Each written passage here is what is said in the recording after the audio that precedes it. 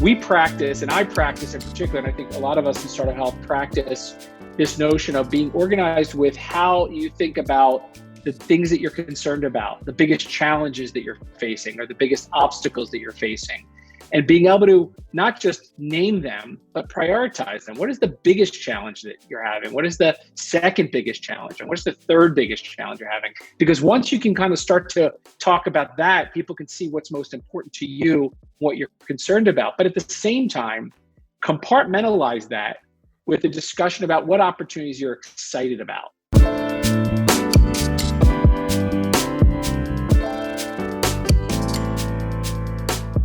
Welcome to Startup Health Now, the podcast where we discuss entrepreneurs shaping the future of health and the health moonshots they're working to achieve. I'm Logan Plaster, editor-in-chief at Startup Health. So when people hear about Startup Health, specifically that the company has invested in 340 health innovation companies, a common question is this: what do you look for in a startup or in an entrepreneur when you're investing? The answer might not be exactly what you'd expect. From the very beginning, co-founders Stephen Krein and Unity Stokes have emphasized the incredible importance of assessing the mindset of the founder.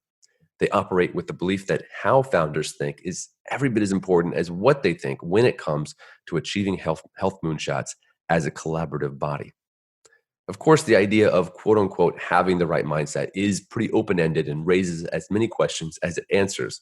So to get clarity on the subject and to better understand how Startup Health assesses entrepreneurs, I dialed up Stephen Krein, Startup Health CEO and managing partner.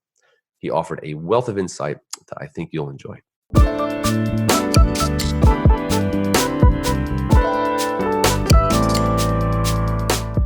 Steve, great to be talking to you.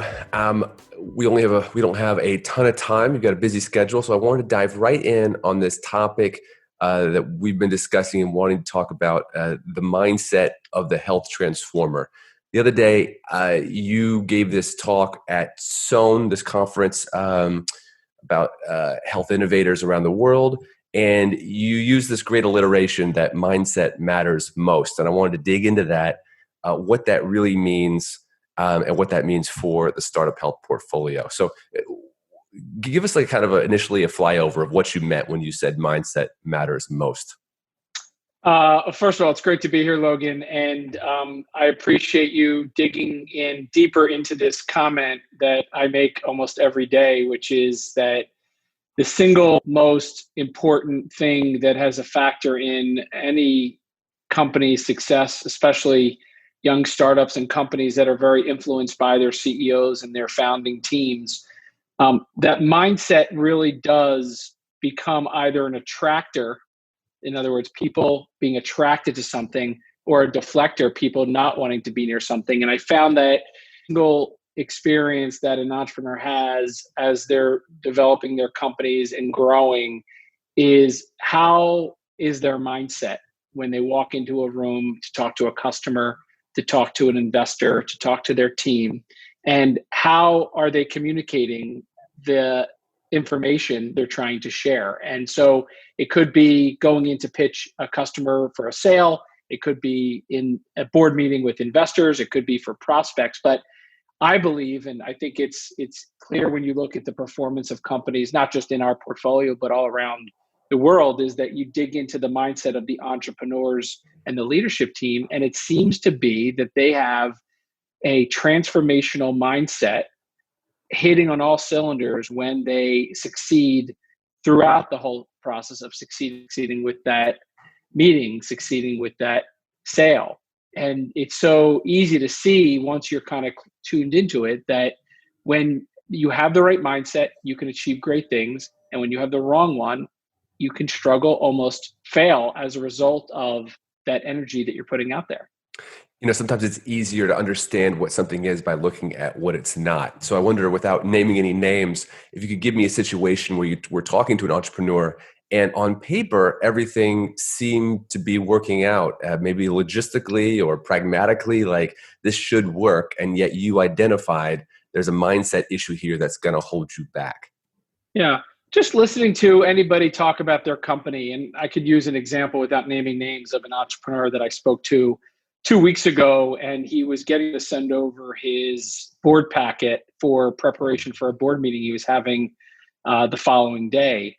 And mixed within the deck that he was sending over, the materials he was sending over, he was confusing good news and bad news, struggles that he's concerned about with great opportunities that he's working on, and focusing on. And so oftentimes it's simply not being organized with your thoughts yourself inside your own head, that could be helped by writing it down, that can kind of help you organize how you present in that board meeting. And so the entrepreneur, 20, 30 different items he wanted to cover in his board meeting, but it wasn't organized in a way that would enable people to kind of respond to the emotion. And so typically we talk about inside of Startup Health, even coming into Startup Health, that we really assess an entrepreneur's mindset, how they convey and hold themselves. Do they talk about a long-term vision? Do they talk about having supportive relationships? Are they ambitious and confident about the vision they're describing? And oftentimes they think they are, but then all of a sudden they start talking and it's all mixed together. And so we practice, and I practice in particular, and I think a lot of us in Startup Health practice this notion of being organized with how you think about the things that you're concerned about, the biggest challenges that you're facing, or the biggest obstacles that you're facing, and being able to not just name them, but prioritize them. What is the biggest challenge that you're having? What is the second biggest challenge? And what's the third biggest challenge you're having? Because once you can kind of start to talk about that, people can see what's most important to you, what you're concerned about. But at the same time, compartmentalize that with a discussion about what opportunities you're excited about, those kinds of things that you're working on, that you're focused on, that you're excited about, that are giving you a tremendous boost in energy. And again, give that time to breathe. And so what is the biggest opportunity, the second biggest opportunity, the third biggest opportunity? And then finally, I wrap up with strengths. What are you most confident about that you just take as second nature? And oftentimes being able to articulate what you consider to be your three biggest strengths becomes a catalyst for a discussion. And so for this entrepreneur who was getting ready to go into his board meetings, he was mixing up the discussion about his accomplishments with his challenges with his opportunities. And so what was happening was it was almost like a whiplash of emotion, whiplash of discussion. And so just by getting organized yourself and then being able to communicate to others, what is your three biggest challenges? What are your three biggest opportunities? What are your three biggest strengths? Letting them each be different discussions, but all play on another. Very interesting. What's fascinating to me, what I hear you saying is you're bringing structure and organization to an area where that can often be very unstructured. If I think about what's my mindset, my knee-jerk reaction might be, it's good, I'm positive. And you're saying there are ways of kind of going through all the elements of what your mindset is. I know that you've been coaching entrepreneurs for years. How important is it to have standardized ways of doing this? I know you have tools that you use. How important is that? So I've found, I've been coached by one of the best coaches in the world, Dan Sullivan, for the last 20 plus years. I remember a statement he made very early on when I met him was that it's not about a problem that you're facing. That's the problem. It's actually how you think about the problem. So it's actually this notion of how do you think about your thinking and do it in a way that you start to think about how you might access tools that you already know and are familiar with for any problem that you're facing, whether that's a communication challenge, whether that's a situational challenge, whether that's a mindset challenge. So as an example, this DOS that I talk about, dangers, opportunities, strengths, was something that is a little takeoff of the SWOT analysis that you learn in business school, you learn in college. But it's not thought of as a daily tool and a daily practice for a lot of people. I found that this simple idea of having it as one of the tools in your tool belt, it becomes one of those things that you constantly say when you get onto a phone and you got to have a difficult conversation with somebody who's struggling, or you want to communicate something big to somebody. Being able to either define your own dangers, opportunities, and strengths, or ask somebody else about their dangerous opportunity strengths cuts right to the chase. And so it helps you think about your thinking. It's been an indispensable tool. I use it every single day. I wake up in the morning and go, what is my biggest challenge today? What is the company's biggest challenge today? What are our biggest opportunities? What are our three biggest strengths? And this muscle that's become almost automatic for me is one that I try to instill in others and make sure that you're always armed with these simple answers, because we are living in a time where people are brief. People's attention or ability to pay attention is very much waning. And so the sooner you can articulate this to someone so they understand where you're coming from, the quicker you get to a real meaty conversation. So the punchline in that example I gave you earlier about the entrepreneur going into the board meeting is he got organized with his thoughts, presented right away into the board meeting prep material, these 3 buckets of information. And by the way, the umbrella to all 3 of these questions is, where is it that you're trying to go that will make you happy with your progress? So for the example of this entrepreneur, he was describing what needs to happen over the next year, and that these 3 challenges, these 3 opportunities, these 3 strengths were going to help get him there. And therefore, he reserved most of the meaty conversation in the board meeting to how he was thinking about it. And so he got great praise at the end of the board meeting for how he presented it beforehand, how he discussed it during the meeting, and how he navigated the discussion during the meeting. And so again, it just gives you an organizing structure to every conversation to create value. What would you say to an entrepreneur who says, yeah, thinking about my thinking, that sounds great if I had time. I just need to raise $5 million yesterday. I don't have time for that. What would you say to them? Yeah. Therein lies the challenge that you're going to have raising capital, because your ability to communicate, first of all, your ability to have the right mindset when you're having conversations is as visible as what clothes you're wearing to a skilled investor, just to a venture capitalist, an angel investor, private equity, any investor you're talking to is going to feed off of energy. They're going to feed off energy that is fake. They're going to feed off energy that's scared.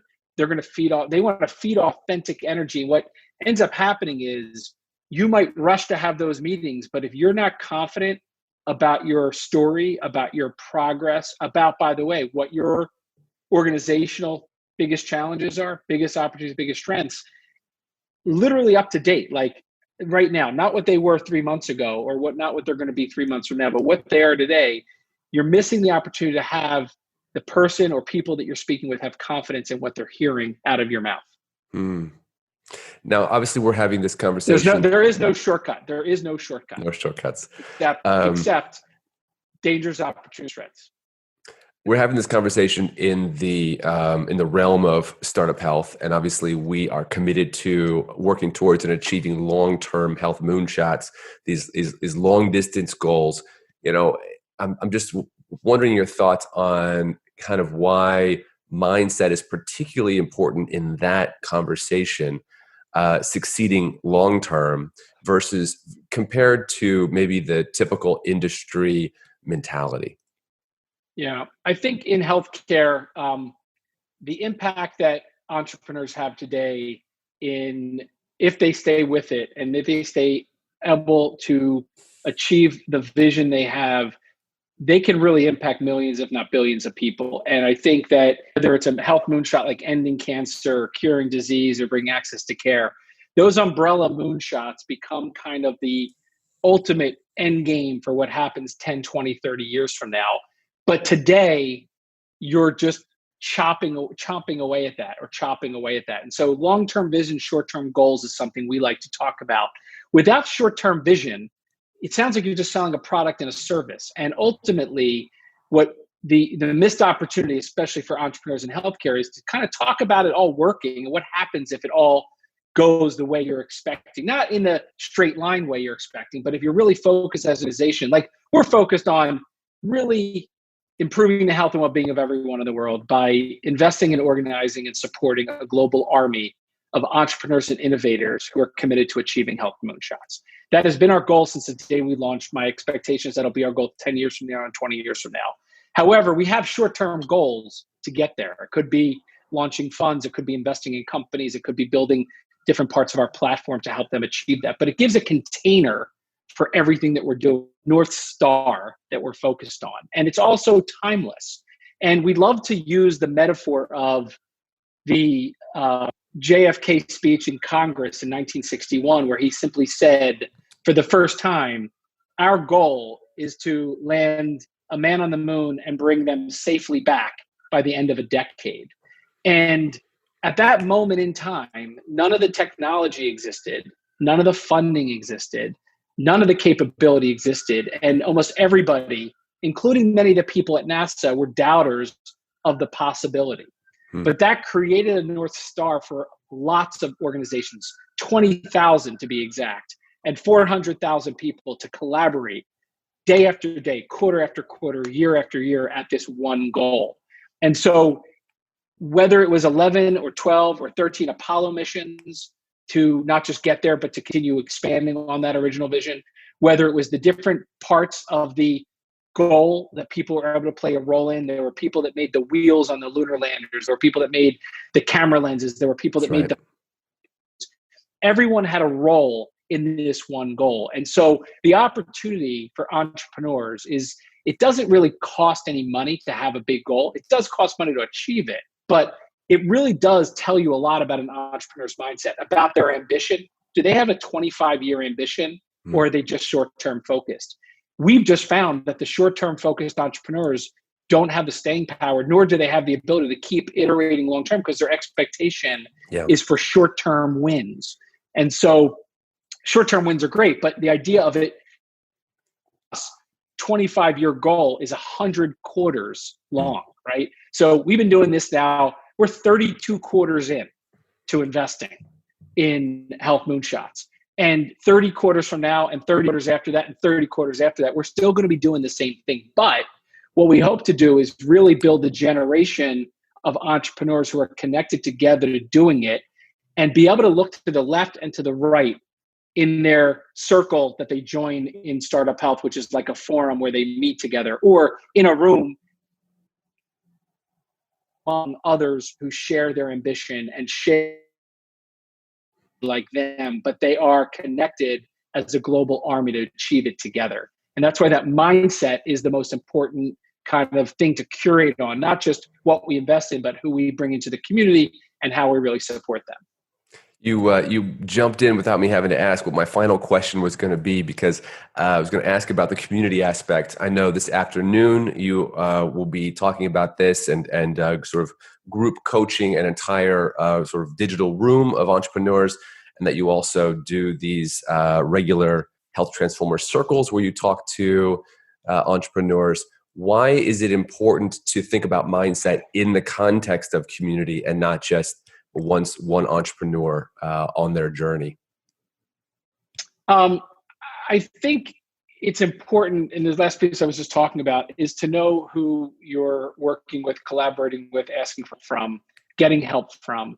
Who, I think your investors are matters. I think who your friends are matters. Who your team members and co-founders and leadership team matters. Because if you're, first of all, not centered with your mindset and in the transformational zone, we have these 4 different zones that we kind of categorize a conversation into. The transformational zone, which is really the idea that you're in a category on your own, pushing for something that is not just long-term impactful, but all the things that are embodied in that embody someone who's thinking about transformation. The second one down is the transactional or the traditional entrepreneurial mindset, which is you're going to be successful. It doesn't have to be as difficult as you're making it, but it's really about a traditional or conventional thinking around entrepreneurship. And there's a difference between the two. Then there's the frustrated mindset, which you're kind of spinning your wheels and wondering why you're not getting any traction. And then there's the failure mindset.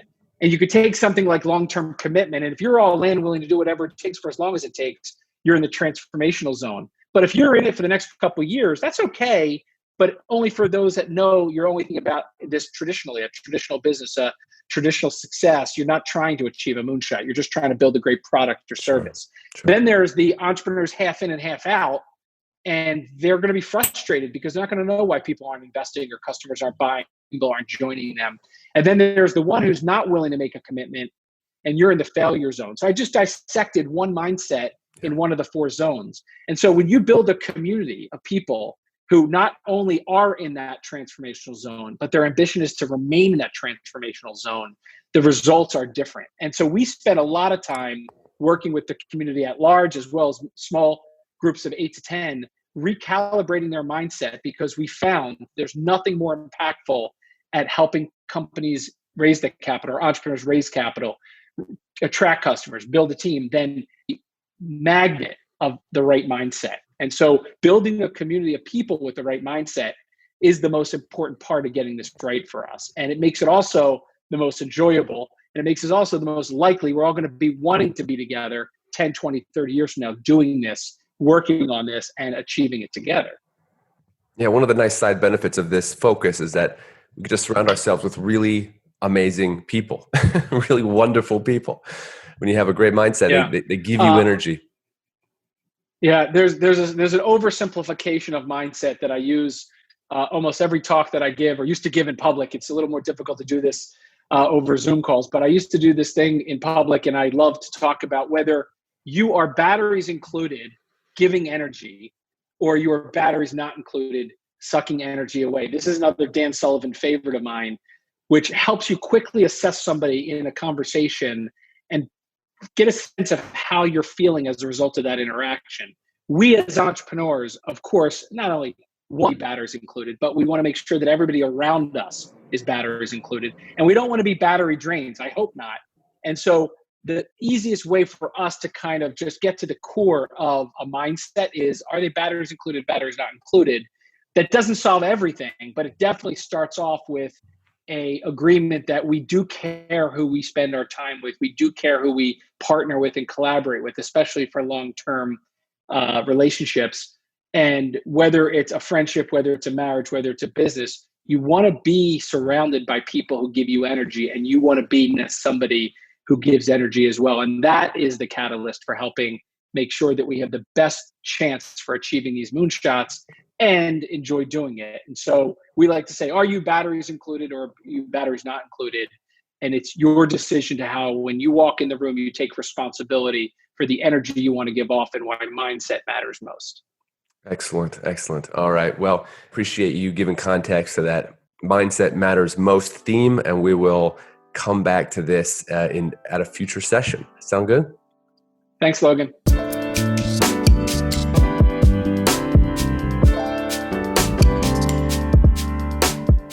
Startup Health invests in health transformers from around the world who are committed to achieving audacious health moonshots. If you want to learn how you can join this community of entrepreneurs, or if you want to connect with one of our 330 companies, go to startuphealth.com. Thanks for listening to Startup Health Now. We'll be back next week.